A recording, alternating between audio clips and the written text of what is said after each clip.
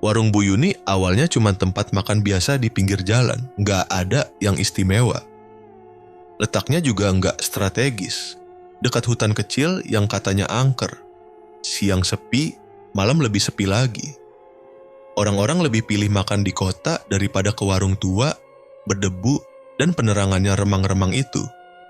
Tapi semuanya berubah sejak 3 bulan lalu. Sekarang, tiap malam warung itu selalu penuh. Mobil-mobil mewah parkir berjejer. Ada yang pakai jas, ada yang pakai motor butut, bahkan cewek-cewek dandan menor pun suka nongkrong di situ. Padahal, dulu jangankan ramai, ada yang mampir aja udah syukur. Tapi sekarang, setiap orang yang datang pasti balik lagi. Katanya, rasa masakannya beda, ada gurih yang enggak biasa. Ada sensasi hangat yang menjalar dari lidah ke dada, terus turun sampai bawah perut. Katanya sih, makanannya bikin ketagihan, tapi nggak semua orang berani cerita soal itu. Karena ada yang bilang, kalau lu makan di situ pas tengah malam, terus nginep di bangku kayunya yang tua itu, suka mimpi aneh. Mimpi ketindihan sesuatu. Kayak, ada yang nyetubuhin lu tapi lu nggak bisa lihat siapa. Dan kalau udah ngalamin itu, biasanya lu bakal balik lagi dan lagi. Tapi ada satu hal yang bikin bulu kuduk berdiri. Dari 10 orang yang menginap di warung itu, 2 atau 3 orang seringnya hilang. Nggak pulang, keluarganya lapor ke polisi. Tapi pas dicari, jejaknya kayak lenyap ditelan bumi. Terakhir terlihat di warung Bu Yuni. Tapi Bu Yuni bilang mereka udah pergi setelah makan. Simple. Nggak ada yang bisa dibuktikan. Nggak ada CCTV, nggak ada saksi. Rani, anak gadis Bu Yuni, katanya juga makin aneh. Dulu pendiam, rajin bantuin di dapur. Sekarang jadi pemurung. Matanya sering kosong, kulitnya pucat. Kadang kelihatan memar di leher atau paha, kayak abis ditindih sesuatu. Tapi anehnya, tiap malam, dia nggak pernah bisa tidur nyenyak. Kadang terdengar erangan dari kamarnya, kayak lagi disiksa atau malah lagi disetubuhi. Orang-orang mulai bisik-bisik. Ada yang bilang Bu Yuni ikut pesugihan. Ada yang nyebut-nyebut nama jin siluman. Jin yang haus nafsu, haus darah perawan, dan suka wanita muda. Dan kabarnya Rani udah dikawinin sama jin itu. Tapi kenapa Bu Yuni tega? Apa yang sebenarnya terjadi malam itu? Dan kenapa warungnya bisa tiba-tiba jadi laris manis? Lo bakal tahu jawabannya, tapi jangan kaget. Karena semua ini berawal dari satu pilihan terdesak. Satu malam, waktu Bu Yuni putus asa dan siap melakukan apa aja. Bahkan kalau harus menyerahkan darah dagingnya sendiri. Dan sejak malam itu, tiap kali lo makan di warung itu, lo gak cuma kenyang, lo juga bisa jadi bagian dari ritual yang lebih gelap, lebih basah, dan lebih berdarah. Lo siap? Karena cerita ini bukan cuma horor biasa. Ini cerita tentang nafsu, pengorbanan, dan setan yang bersemayam di piring nasi hangat. Awalnya Bu Yuni gak sadar ada yang aneh. Dia cuma senang karena warungnya mulai ramai. Tiap malam, lauknya habis. Nasi nambah berkali-kali. Duit masuk terus. Bahkan ada pelanggan yang langsung nyodorin uang 1 juta cuman buat sepiring nasi dan ayam goreng. Katanya enak banget. Katanya nagih. Bu, ini ayamnya pakai bumbu apa sih? Kok beda ya? Tanya salah satu pelanggan sambil garuk-garuk tengkuk, mukanya merah kayak abis olahraga berat. Bu Yuni cuma senyum. Bumbu biasa mas, rahasia dapur, hehe. Tapi malam-malam berikutnya mulai muncul hal ganjil. Rani sering tidur siang. Bangunnya lemas, matanya sayu. Kadang jalan pun pincang. Pernah suatu pagi, dia jalan keluar kamar sambil bawa spray basah kuyup. Bu Yuni tanya, katanya ketumpahan air. Tapi Bu Yuni lihat sendiri. Itu bukan air, itu lendir. Bau amis aneh. Kayak campuran keringat dan sesuatu yang lebih menjijikan. Malamnya Rani ngelantur sendiri di dapur. Berdiri diam sambil nyalain kompor, matanya kosong. Tangannya gemetaran. Bibirnya komat kamit. "Ran, lu ngapain?" tanya Bu Yuni panik. Rani gak jawab. Tapi pas matanya melirik, Bu Yuni ngerasa kayak diseret masuk ke dalam lubang gelap. Ada hawa dingin yang nyelusup dari ubun-ubun sampai tulang punggung. Beberapa pelanggan juga mulai komen. "Bu, itu anaknya gak kenapa-kenapa. Tadi saya lihat dia bengong di belakang, badannya kayak melayang." "Saya tadi pipis di belakang warung, Bu. Sumpah, saya lihat ada bayangan gede tinggi item banget berdiri di atas genteng." Bu Yuni mulai gelisah. Tapi tiap malam uang masuk terus. Sampai dia lupa. Lupa kalau semua ini awalnya dari dukun tua yang dia temui 3 bulan lalu. Dukun itu datang sendiri pas dia lagi nyapu depan warung. Katanya bisa bantu bikin warung laris. Tapi syaratnya berat. "Anak perawan. Biar jin pelaris punya istri. Nanti rezekimu ngalir terus. Tapi ingat, jangan sekali-kali nyentuh ritualnya. Biarkan berjalan sendiri." Bu Yuni pikir itu cuman omongan kosong. Sampai malam itu, Rani gak bangun sama sekali dari tidurnya. Tapi spray, bantal, bahkan lantai kamarnya basah kuyup. Dan dari celah pintu, Bu Yuni lihat kaki Rani terbuka lebar. Kayak habis disetubuhi. Dan dari langit-langit kamar, ada bayangan melayang pelan.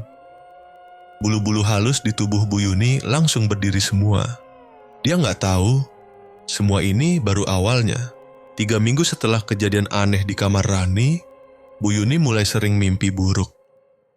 Dalam tidurnya, dia lihat Rani duduk di dapur tengah malam, telanjang bulat, dikelilingi asap hitam. Ada suara-suara berat yang nggak jelas asalnya. Kadang kayak ketawa, kadang kayak ngeluh panjang. Dan semua itu bikin Bu Yuni bangun dengan napas ngos-ngosan, dada sesak, dan celana basah karena ngompol ketakutan.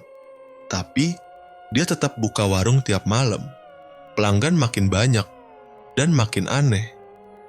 Ada yang datang jam 2 pagi, bilang lapar, tapi habis makan malah duduk bengong, ngelus dada, terus ketawa-ketawa sendiri. Ada juga yang bawa pasangan, tapi pas makan mereka berdua jadi kayak orang kesurupan, ngerangkul sambil desah-desahan di meja makan. "Bu, boleh nginep sini? Saya cuma pengen tidur bentar di kursi kayu itu," kata seorang lelaki muda. Matanya merah, kayak kurang tidur. Bu Yuni gak enak nolak. Dia kasih izin. Tapi pas subuh, orang itu udah gak ada. Hilang. Gak ninggalin jejak apa-apa kecuali sisa nasi yang masih hangat dan bekas air mani di kursi. Bu Yuni mulai panik, tapi gak ada yang bisa dia lakuin. Dia gak bisa ngadu ke siapa-siapa. Orang kalau dia cerita, pasti ngira dia gila. Lagi pula, tiap malam tetap aja duit masuk. Banyak. Sampai bisa lunasin utang di koperasi, beli kulkas baru, bahkan masang AC di warung. Rani sendiri makin parah. Tubuhnya makin kurus, mata cekung, kulitnya pucat kayak mayat. Kadang ketawa sendiri pas ngaduk sambal, kadang nangis di pojokan sambil peluk lutut. Pernah Bu Yuni coba ajak dia ke puskesmas, tapi pas di jalan, Rani tiba-tiba kejang-kejang dan mulutnya ngomong pakai suara berat. "Jangan ganggu istri saya. Kalau lo ganggu, lo gantinya." Suara itu bukan suara Rani. Suara itu kayak suara laki-laki tua, berat, dingin, dan penuh ancaman. Sopir angkot yang nganter mereka sampai nabrak trotoar karena panik. Bu Yuni akhirnya nurut. Dia bawa Rani pulang. Tapi dalam hati, dia mulai takut. Malam itu, pas dia nyiapin nasi uduk dan ayam goreng buat dagangan, dia lihat sesuatu dari dapur. Di pojok ruangan, ada bayangan tinggi, hitam, berdiri diam. Matanya merah menyala. Nggak bergerak, tapi terasa kayak ngamatin dia. Dia coba tutup mata, tarik napas, terus buka lagi. Bayangan itu hilang, tapi hawa dinginnya masih kerasa. Di luar, warung makin ramai. Tapi di dalam, Bu Yuni mulai kayak orang nggak waras. Dia sering bisik-bisik sendiri, takut ngelihat cermin, dan nggak berani masuk kamar Rani sendirian. Malam-malam, dia sering dengar suara ranjang berderak, napas berat, dan erangan pelan dari kamar anaknya.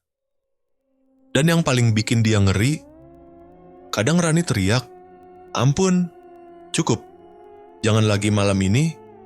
Tapi warung tetap laku, duit terus ngalir, dan Bu Yuni harus pura-pura semuanya baik-baik aja. Padahal di dalam hati, dia mulai sadar dia udah terlalu jauh, dan gak bisa mundur lagi. Malam-malam di warung itu sekarang makin aneh. Bukan cuma soal pelanggan yang makin banyak dan doyan balik lagi, tapi juga soal suasana yang berubah. Warung yang dulunya adem, sekarang hawanya pengap, bau anyir, dan kalau tuh udah lewat tengah malam, suhu turun mendadak kayak abis diguyur es. Pernah ada cewek muda mampir, bawa motor sendirian. Dia mesen nasi goreng sama teh anget. Baru suap pertama, dia langsung muntah. Tapi bukan muntah biasa. Dari mulutnya keluar rambut panjang hitam, basah dan bau. Si cewek jerit-jerit, lari keluar, ninggalin motornya gitu aja. Bu Yuni panik. Tapi pelanggan lain tetap makan. Bahkan ada yang ngelihat kejadian itu sambil ngunyah, kayak nggak terjadi apa-apa.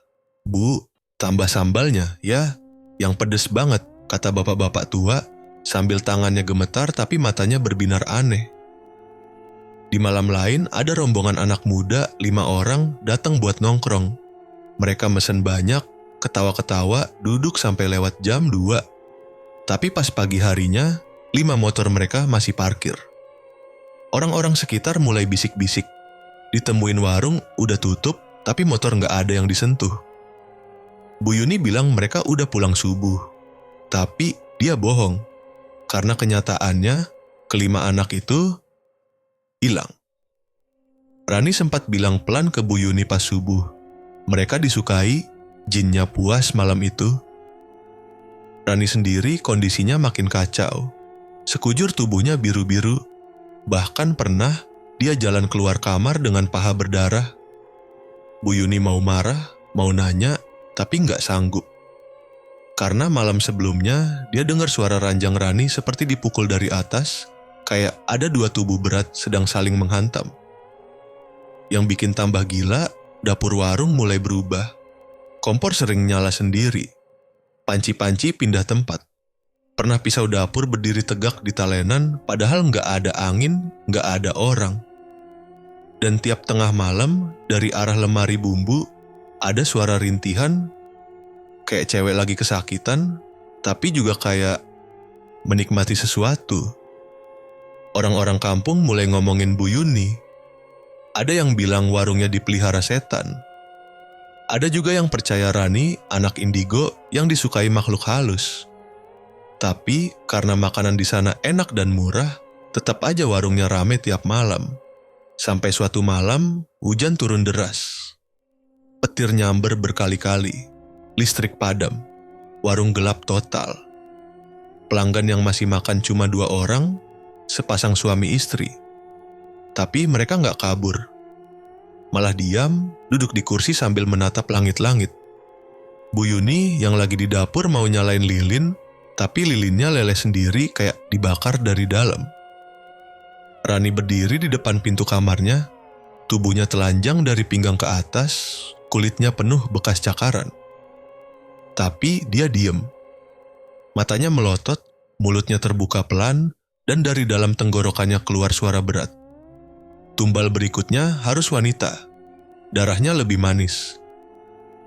Bu Yuni jatuh terduduk. Dia gemetar, napasnya tersengal. Tapi dia nggak bisa lari. Karena dari balik dapur, bayangan tinggi itu muncul lagi. Lebih besar, lebih jelas. Matanya merah menyala, dan di tangannya ada kepala kambing berdarah. Petir nyamber lagi. Dan seketika semua lenyap. Warung sepi. Tapi hawa panas dan amis tetap tinggal di udara. Pagi itu Rani nggak bangun. Badannya kaku tapi matanya terbuka kayak orang kaget. Bu Yuni panik. Coba bangunin, guncang-guncang bahunya. Tapi Rani cuma ngedip sekali. Bibirnya gerak, tapi suaranya pelan banget. Dia masuk lagi, Bu. Dia di sini, di dalam aku. Rani akhirnya bisa duduk pelan. Tapi dari matanya, jelas ada yang berubah. Matanya lebih gelap. Bukan sekadar lelah, tapi kayak bukan Rani. Bu Yuni makin takut. Dia ingat pesan dukun tua itu jangan ikut campur. Tapi dia juga nggak tega lihat anaknya makin hari makin kayak boneka rusak. Akhirnya Bu Yuni nekat. Dia balik nyari dukun tua itu, keliling kampung sebelah, masuk-masuk kebun, sampai ke rumah Reyot di bawah pohon beringin. Dukun itu masih hidup, tapi matanya udah putih semua. Tangannya gemetar, tapi pas Bu Yuni datang, dia langsung bilang, "Kau buka pintu yang nggak bisa kau tutup sendiri. Tolong anak saya, Ki, dia udah nggak kuat." Dukun itu ngeluarin cermin kecil dari kain hitam. Cerminnya retak di tengah. Terus dia bisik, "Lihat dia dari cermin ini, baru kau tahu siapa yang sekarang tinggal di tubuh anakmu." Bu Yuni ngelihat cermin itu, pelan. Dan begitu wajah Rani muncul, dia langsung jatuhin cerminnya. Di pantulan itu bukan wajah Rani, tapi wajah perempuan tua, lusuh, matanya merah, lidahnya panjang keluar. Itu istri jin pelaris, dulu dia manusia, tapi dia tumbal pertama di ritual ini. 50 tahun lalu, sekarang dia nempelin tubuh anakmu buat bantu jin itu kawin tiap malam. Bu Yuni muntah. Tubuhnya lemes, tapi dia maksa tanya, "Bisa dihentikan?" Dukun itu diam, lalu bilang, "Bisa, tapi harus ada pengganti. Harus ada tubuh lain yang disukai jin itu, kalau bisa yang masih perawan juga." Bu Yuni pulang dengan kepala kacau, tapi pas buka pintu warung, dia ngelihat Rani lagi duduk diam di pojok dapur, matanya kosong, dan dari sela-sela jari tangannya ada darah netes. Tangannya meremas paha sendiri, kayak abis disakiti. Malamnya, pelanggan makin aneh. Ada yang datang pakai mobil mewah, turun cuma pakai sarung dan mata melotot. Duduk di kursi paling ujung, ngeliat ke arah kamar Rani terus. "Saya pengen ketemu yang masak," katanya. Padahal yang masak Bu Yuni sendiri. Tapi yang bikin bulu kuduk berdiri, Rani keluar dari kamarnya tanpa suara. Jalan pelan, terus duduk di depan pelanggan itu. Tangannya nyentuh meja, dan seketika meja itu bergetar. Pelanggan itu mendesah, mukanya kayak lagi orgasme. Terus dia bangun dan jalan ke belakang dapur bareng Rani. Bu Yuni mau cegah, tapi kakinya berat, kayak diikat dari bawah lantai. Besok paginya, mobil itu masih parkir, tapi kosong. Kursi belakangnya basah. Dan Rani berdiri di sumur belakang. Dengan darah netes dari kakinya, dia bisik pelan, yang ini dia nggak cukup puas. Dia mau lebih banyak, lebih lama, dan lebih muda. Bu Yuni mulai sadar, jin itu nggak cuma haus tumbal, tapi juga kecanduan. Dan sekarang, Rani bukan sekadar istri jin. Dia udah jadi saluran, penghubung, pintu antara dunia mereka dan dunia kita. Bu Yuni udah nggak sanggup lihat anaknya kayak boneka hidup. Setiap malam tergeletak, tubuhnya luka-luka, kadang erangan itu keluar dari mulutnya padahal dia tidur. Kadang lagi, dia bangun tengah malam, ngomong sendiri, matanya kayak bukan manusia. Malam itu, Bu Yuni ngunci pintu kamar Rani dari luar. Dia taruh sesajen di depan pintu, terus dia ngaji pelan-pelan sambil nahan nangis. Tangannya gemetar, tapi dia terus bacain ayat-ayat yang dikasih sama ustaz kampung sebelah. Tiba-tiba lampu padam. Dari dalam kamar, Rani jerit. Tapi jeritannya bukan suara Rani, itu suara berat, kasar, kayak makhluk yang tenggorokannya penuh lendir. "Buka." Pintu kamar bergetar, gagang pintunya goyang sendiri. Dinding warung retak kecil. Bu Yuni makin keras bacaannya. Tapi suaranya tenggelam sama suara lain. Suara langkah kaki dari arah dapur, berat dan basah, kayak ada yang nyaret rantai. Bu Yuni nekat ambil air garam dan batu-batu kecil yang dibacain doa, dia siram ke pintu kamar. Seketika, jeritan itu berhenti. Hening. Tapi cuma sebentar. Tiba-tiba, pintu kamar meledak. Kayu-kayunya mental kemana-mana. Rani berdiri di ambang pintu. Bajunya sobek, rambutnya berantakan, dan matanya hitam legam. Dari leher ke perut, kulitnya retak kayak tanah kering, menghitam dan berasap. Dia marah. Dia sakit. "Kamu yang gak boleh ganggu hubungan kami." Rani teriak. Bu Yuni lari ke dapur, ngambil pisau dapur dan kitab kecil yang dikasih dukun lama itu. Dia udah pasrah. Entah buat nyelamatin Rani, atau buat hilangin dirinya sendiri. Tapi tiba-tiba, ada yang ngetok pintu depan. Kenceng, berkali-kali. Bu Yuni intip dari jendela. Seorang perempuan muda, berhijab, bawa tas kamera. "Assalamualaikum, saya Dinda. Dari channel horor YouTube. Saya dengar warung ini angker. Boleh wawancara, Bu?" Bu Yuni terdiam beberapa detik. Lalu sesuatu muncul di kepalanya. Jalan keluar, pengganti. Dia bukain pintu, senyum tipis tapi matanya merah kayak orang kurang tidur. "Masuk, Nak. Pas banget kamu datang." Dinda duduk, nyiapin kameranya. Tapi baru 5 menit dia mulai ngerasa aneh. Hawanya panas, lalu dingin. Meja bergeser sendiri. Rani muncul dari belakang, mukanya pucat. Tapi dia duduk manis di sebelah Dinda, senyum kecil. "Mbak tinggal sendiri?" tanya Rani pelan. Dinda ngangguk, pelan. Lalu dia merinding. Karena dari arah dapur, ada suara desahan. "Bu, saya rasa saya balik aja. Saya salah waktu." "Nggak bisa," kata Bu Yuni pelan. Tangannya udah mengunci pintu. "Kamu udah duduk di meja jin, dan dia suka sama kamu." Dinda berdiri, panik. Tapi kakinya berat, kayak disedot lantai. Dan tiba-tiba semua lampu mati. Rani berdiri. Jalannya pelan, tubuhnya lemas tapi matanya nyala. Dari arah belakang terdengar suara langkah berat. Tanah di bawah kaki mereka bergetar. Dinda teriak, tapi nggak ada suara keluar dari mulutnya. Dan malam itu untuk pertama kalinya Bu Yuni sendiri yang bacain mantra di dapur. Dia sendiri yang campur darah ayam dan serpihan kuku Rani ke dalam kuah sop. Karena dia tahu, kalau mau anaknya bebas, harus ada yang lain jadi umpan. Dan Dinda sempurna. Setelah kejadian malam itu, Bu Yuni pikir semuanya akan membaik. Rani nggak lagi luka-luka, badannya mulai segar, dan senyumnya balik kayak dulu. Tapi ternyata semua itu cuma tenang sebelum badai. 3 hari setelah Dinda hilang, warung makin ramai. Tapi makin malam, makin banyak hal ganjil. Pelanggan datang dalam kondisi aneh. Ada yang pakai helm tapi nggak pernah dilepas. Ada yang makan sambil terus ngelus-ngelus lantai. Bahkan ada ibu hamil yang duduk bengong sambil nyanyiin lagu daerah, tapi suaranya berat, kayak laki-laki. Dan malam keempat, teror itu datang. Bu Yuni lagi bersihin meja pas tengah malam. Rani udah tidur, katanya kecapean. Tapi dari arah kamarnya, ada suara langkah kaki dan suara erangan, pelan tapi intens. Bu Yuni dekati pelan-pelan. Tapi pas dia buka pintu kamar Rani, gak ada siapa-siapa.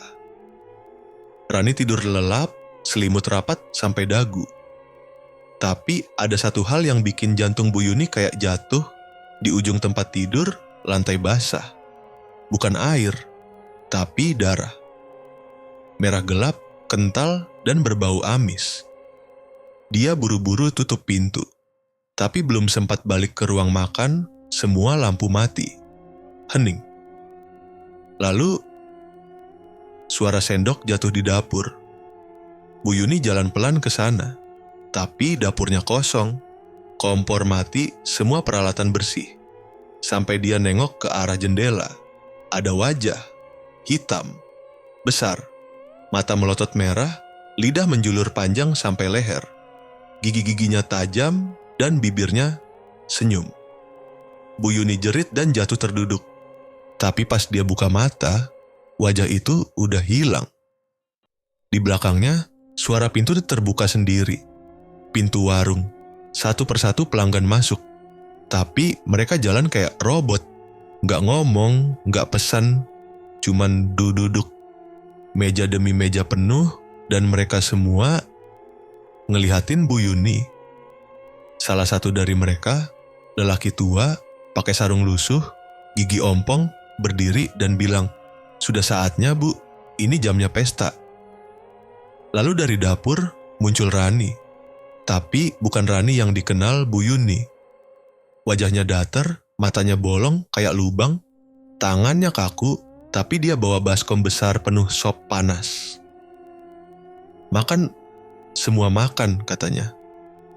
Suaranya bukan suara perempuan, berat, dalam, kayak dari dasar sumur. Pelanggan langsung ambil mangkuk masing-masing. Mereka makan cepat, rakus, sampai kuahnya netes-netes ke lantai. Ada yang ngakak sendiri sambil kunyah, ada yang nangis. Salah satu pelanggan, anak muda, tiba-tiba kepalanya kejedot meja sendiri sampai pecah. Tapi dia tetap makan, mulutnya penuh sop dan darah. Bu Yuni berdiri gemetar. "Berhenti, hentikan ini." Rani mendekat, senyum. "Ibu nggak mau kaya lagi? Bukankah ini yang ibu inginkan? Warung penuh, anak sehat, rezeki ngalir?" Bu Yuni nangis. "Tapi ini salah, ini gila."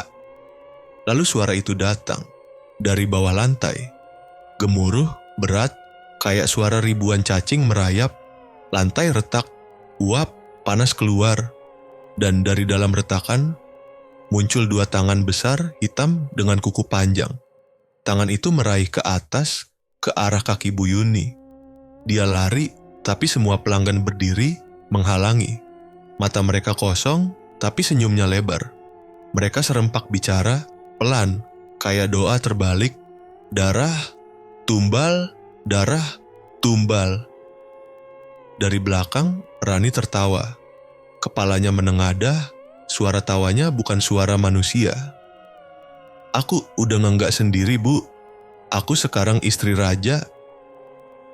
Dan seketika, dari retakan lantai, muncul makhluk itu. Jin siluman. Tubuhnya setinggi atap, kulitnya keras seperti batu, wajahnya penuh luka, dan matanya menatap Bu Yuni seperti memandang mangsa. Semua lilin mati. Semua suara hilang. Dan Bu Yuni merasa dia udah nggak punya jalan keluar lagi. Teror itu baru saja dimulai. Bu Yuni nggak bisa tidur malam itu. Matanya bengkak, napasnya pendek. Ia ngurung diri di kamar, sementara suara-suara dari luar kamar makin nggak masuk akal. Piring jatuh sendiri, suara orang nangis, suara ketawa, cekikikan, semua datang silih berganti. Pagi harinya, dia keluar. Warung berantakan. Meja-meja kotor, sisa makanan basi, dan ada bekas telapak kaki penuh darah di lantai, dari dapur sampai ke teras. Tapi Rani nggak kelihatan. Kamarnya kosong. Kasurnya dingin, dan ada bekas ranjang diseret dari lantai. Bu Yuni nggak mau tinggal diam. Dia tahu ini bukan cuma urusan setan lapar. Ini udah jadi ladang pembantaian. Dia ke pasar, nyari Bu Sarmi. Dukun tua yang pernah dia tolak waktu awal buka warung. Bu Sarmi dulu pernah bilang, kalau warung ini nggak dijaga, bisa jadi portal buat dunia sebelah. "Anakmu udah bukan manusia penuh, Yun," kata Bu Sarmi pas ketemu. "Dia dipakai, tubuhnya jadi wadah, jin itu ngumpet di dalamnya." Bu Yuni lemas. "Bisa dibalikin, Bu? Saya mohon. Saya udah nyesel." "Ada satu cara." Bu Sarmi nyalain dupa. "Tapi harus cepat. Malam ini bulan mati. Kalau jin itu sampai bersatu penuh, Rani nggak bisa diselamatin lagi. Dan kau akan jadi tumbal penutup." Sore itu, Bu Yuni dan Bu Sarmi ke warung. Mereka bawa sesajen, garam kasar, cermin pecah, dan ayam hitam. Bu Sarmi muter keliling warung, baca mantra, cipratin air kembang. Rasa dingin langsung nyambar. Lampu kelap-kelip, udara terasa berat. Dia udah tahu kita datang, kata Bu Sarmi. Kau siap? Malam tiba. Jam 12:07 suara dari dapur meledak, kayak panci dijatuhin. Lalu suara erangan, panjang, dalam, menggema. Bu Sarmi masuk duluan, Bu Yuni gemetar ngikut dari belakang. Dapur gelap, tapi ada api kecil di kompor yang nyala sendiri. Dan di lantai berdiri Rani. Tapi bukan Rani sepenuhnya. Kulitnya pucat, matanya merah, dan di punggungnya tumbuh tangan lain. Hitam, panjang, bergerak-gerak sendiri kayak sulur akar. Kalian ganggu malam pengantin kami, suaranya dalam, bukan suara anak perempuan. Bu Sarmi ambil garam dan lempar ke lantai. Rani menjerit. Tangan-tangan hitam itu terbakar, berasap. Lalu sosok besar muncul dari balik lemari bumbu, jin siluman. Tubuhnya jauh lebih besar dari sebelumnya. Ia marah. Berani sekali manusia bau tanah menyentuh milikku. Bu Sarmi tarik Bu Yuni. Cepat, potong ayamnya. Darahnya harus kena lantai, tepat di titik tengah dapur. Dengan tangan gemetar, Bu Yuni pegang ayam dan pisau, tapi tangannya bergetar hebat. Rani atau makhluk dalam tubuhnya merangkak cepat ke arah mereka. Mata merahnya menyala dan mulutnya terbuka lebar, lidah panjang menjulur keluar. Ibiu, kau mau bunuh anakmu sendiri? Bu Yuni menjerit. Air matanya jatuh, tapi dia tetap potong ayam itu. Darah muncrat ke lantai, kena titik yang ditandai garam. Jeritan mengguncang seluruh warung. Jin siluman terhuyung. Tubuhnya mulai pecah, dari dalam keluar asap hitam. Rani jatuh pingsan, tangan hitam di punggungnya terbakar dan menghilang. Bu Sarmi terus baca mantra sambil bakar cermin pecah di atas bara. Sosok jin itu menjerit, merontak sebelum akhirnya tubuhnya meledak jadi debu hitam. Hening, tapi belum usai. Dari arah luar warung terdengar suara langkah kaki berat dan napas seperti sapi kehabisan tenaga. Dia bukan satu-satunya, bisik Bu Sarmi. Kita baru lawan perantara. Raja aslinya masih menunggu. Dan malam itu, belum ada yang benar-benar aman. Subuh datang dengan cepat. Langit di luar mulai terang, tapi di dalam warung, hawa dingin masih terasa menusuk. Bu Yuni duduk di pojokan, lemas, baju lusuhnya penuh tanah dan darah kering. Di hadapannya, bangku-bangku kosong. Tak ada lagi pelanggan, tak ada suara, tak ada Rani. Semalam seperti mimpi buruk, jin siluman menghilang entah kemana. Retakan di lantai tertutup dengan sendirinya.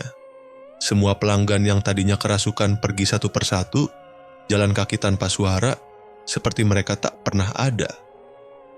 Bu Yuni pikir mungkin ini akhir dari semuanya. Mungkin semuanya udah selesai. Dia bangun pelan, berjalan ke kamar Rani. Pintu terbuka. Di dalam, Rani duduk di ranjang, memeluk lutut. Wajahnya pucat, rambutnya aut-autan, tapi matanya udah kembali. Mata anak gadisnya. Bu, aku takut. Bu Yuni langsung peluk dia. Nangis sesenggukan. Untuk pertama kali sejak semua ini dimulai, dia merasa jadi ibu lagi. Hari itu, warung ditutup. Untuk pertama kalinya sejak ritual pesugihan, Bu Yuni nutup warung seharian penuh. Dia bersih-bersih, buang semua makanan, pecahin semua piring yang pernah dipakai waktu ritual. Bahkan dia siram seluruh dapur pakai air bunga 7 rupa yang dia beli pagi tadi dari pasar. Rani mulai pulih. Dia makan bubur, tidur siang, dan gak lagi mengerang waktu malam. Walau tubuhnya masih penuh memar, setidaknya sekarang dia bisa senyum. 3 hari lewat, warung tetap ditutup. Bu Yuni bahkan sempat ngajak Rani jalan ke kota, cari udara segar. Mereka beli sandal baru, makan bakso, ketawa-ketawa kecil. Seolah semua mimpi buruk udah benar-benar pergi. Tapi malam keempat, Rani mimpi buruk. Dia terbangun dengan jeritan. Bu Yuni lari ke kamarnya. Rani duduk, napas ngos-ngosan, bajunya basah keringat. Dia datang lagi, Bu. Dia masih mau aku. Dia belum selesai. Bu Yuni tenangkan Rani, bilang itu cuma mimpi. Tapi dalam hati, dia tahu jin itu belum pergi. Keesokan harinya, seorang lelaki tua datang ke warung. Bajunya rapi, wajahnya tenang. Dia perkenalkan diri sebagai kiai dari desa seberang. Katanya, dia dapat bisikan gaib tentang warung ini. Kalian belum bebas. Jin itu sudah anggap anakmu sebagai miliknya. Kamu harus putus ikatannya, atau dia akan balik lagi. Dan kali ini, dia nggak akan pergi. Bu Yuni bingung. Tapi bagaimana caranya? Saya udah buang semua, udah bersihin semuanya. Kiai itu menatap tajam. Yang perlu dibuang bukan warungnya, tapi niat serakah di hatimu. Selama itu masih ada, dia akan selalu punya alasan buat kembali. Bu Yuni terdiam. Kata-kata itu menampar keras. Dan malamnya, dia duduk sendiri di dapur, nyalain satu lilin, dan baca doa pelan-pelan. Bukan dari kitab, tapi dari hatinya. Dia minta ampun. Dia bilang dia nyerah. Dia rela kehilangan semuanya asal anaknya selamat. Dan untuk pertama kalinya, suara dari bawah lantai nggak muncul lagi. Rani tidur tenang. Mimpi buruknya nggak datang. Dan pagi harinya, matahari masuk dari celah jendela. Hangat, terang, dan bersih. Bu Yuni tersenyum. Dia pikir ini akhirnya. Tapi dia salah. Sangat salah. Malam itu, segala sesuatu terasa aneh. Warung Bu Yuni yang sebelumnya penuh dengan teror dan keanehan, tiba-tiba kembali terasa normal. Meskipun suasana sepi, warung itu tetap buka seperti biasa.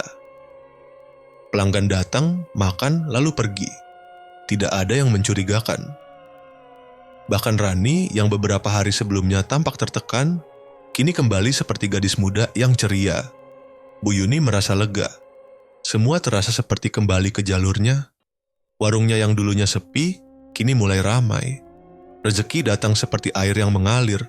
Tidak ada lagi mimpi buruk, tidak ada lagi suara aneh. Bahkan Rani tampak semakin sehat, tubuhnya gemuk dan wajahnya cerah seperti dulu. Namun, di malam yang kelam, Bu Yuni merasakan ada sesuatu yang hilang. Suatu perasaan yang tak bisa dijelaskan.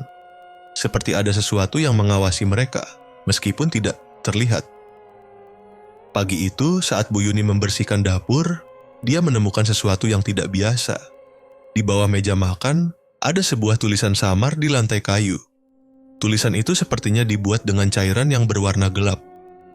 Bu Yuni membungkuk, mencoba membaca tulisan itu, tapi kata-kata yang terukir terasa mengerikan. Kau tak pernah bisa bebas, Bu Yuni. Ini milik kami selamanya. Bu Yuni menarik napas panjang, perasaan cemas mulai menggerogoti hatinya. Sesuatu yang buruk pasti akan datang. Dia merasa perasaan itu semakin kuat. Lalu dia berpaling ke arah Rani yang sedang duduk di pojok dapur, menatapnya dengan mata kosong, seperti sedang melamun. Rani, kamu kenapa? Tanya Bu Yuni, suara gemetar. Rani tidak menjawab, hanya menatap Bu Yuni dengan pandangan kosong yang tidak biasa. Seperti ada sesuatu yang tersembunyi di balik tatapan itu. Bu Yuni melangkah mendekat, tapi langkahnya terhenti ketika suara tawa terdengar pelan dari arah dapur belakang. Bu Yuni terdiam. Tawa itu bukan tawa manusia. Itu tawa yang dalam, penuh kekejaman. Suara itu menggetarkan tubuhnya, membuatnya merasa seolah-olah ada sesuatu yang mengancam dari kegelapan. Rani? Panggil Bu Yuni sekali lagi, tapi kali ini suaranya lebih parau. Rani bangkit dari duduknya dan mulai berjalan dengan langkah yang aneh, seperti melayang tanpa menginjakkan kaki pada tanah. Bu Yuni terkejut, tapi tubuhnya seolah beku, tak mampu bergerak. Pandangannya semakin kabur. Ada sesuatu yang sangat salah dengan anaknya. Lalu Rani berbalik dengan wajah yang tidak lagi manusiawi. Wajahnya datar, seperti dipenuhi dengan kegelapan. Matanya kosong dan bibirnya merekah dalam senyum lebar yang menyeramkan. "Ibu, aku tidak lagi menjadi Rani. Aku adalah bagian dari mereka." Suara Rani bukan suara perempuan lagi. Itu suara berat yang berasal dari kedalaman yang jauh. Bu Yuni mundur langkah demi langkah, mulutnya terbuka, mencoba berteriak, tapi tidak ada suara yang keluar. Segera tubuhnya terhantam sesuatu yang tak tampak, membuatnya terjatuh ke lantai. Sesuatu yang tak kasat mata, namun penuh kekuatan, mengikatnya pada tempat itu. Di saat yang sama, jin siluman muncul dari kegelapan. Tubuhnya lebih besar dari sebelumnya, dan matanya yang merah menyala menatap Bu Yuni dengan penuh rasa lapar. Wajahnya penuh dengan luka-luka mengerikan, seolah seluruh tubuhnya tercabik-cabik. Itu adalah makhluk yang tak terbayangkan. Makhluk yang datang untuk menagih janji. "Jangan takut, Bu Yuni. Semua yang kau lihat ini hanya bayangan. Kau dan anakmu adalah bagian dari kami sekarang," kata jin siluman dengan suara yang menggelegar. Bu Yuni merasa tubuhnya semakin lemah, tidak bisa bergerak, seolah-olah semua kekuatannya telah dicuri. Lalu, tiba-tiba, dia merasakan satu hal yang sangat mengejutkan. Rani, anaknya yang dulu, menghampiri dan mengulurkan tangannya. Tangan itu tidak lagi tampak seperti tangan manusia, melainkan tangan yang penuh dengan cakar-cakar hitam. Dan saat Rani menyentuh wajah Bu Yuni, tubuhnya terasa dingin, kaku. Bu Yuni merasakan seolah jiwanya sedang dipisahkan dari tubuhnya, seperti ditarik ke dalam kegelapan. Namun, sebelum semuanya menjadi gelap, Bu Yuni teringat satu hal. Ada hal yang lebih besar dari semua ini. Rani bukanlah satu-satunya yang telah dijadikan korban.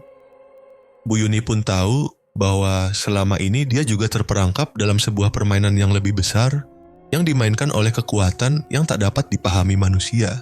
Tawa Rani semakin terdengar jelas. "Kau pikir bisa keluar, Bu? Tidak ada yang bisa keluar dari sini. Kami sudah mengikat semuanya. Dan kau, Ibu, adalah bagian dari kami selamanya." Suara itu semakin jauh, semakin menghilang. Dan pada akhirnya semuanya menjadi gelap. Pagi itu, warung Bu Yuni terlihat seperti biasa. Ramai, penuh dengan pelanggan yang datang untuk makan. Namun, tak seorang pun yang menyadari bahwa mereka bukan hanya datang untuk menikmati makanan, tapi juga untuk menjadi bagian dari sesuatu yang lebih gelap. Dan Bu Yuni, dia kini menjadi bagian dari mereka. Entah dalam bentuk apa, namun satu hal yang pasti, semuanya tidak akan pernah berakhir. Warung itu terus hidup dengan para pelanggan yang datang, makan, dan akhirnya menjadi bagian dari kutukan yang tak pernah terputus.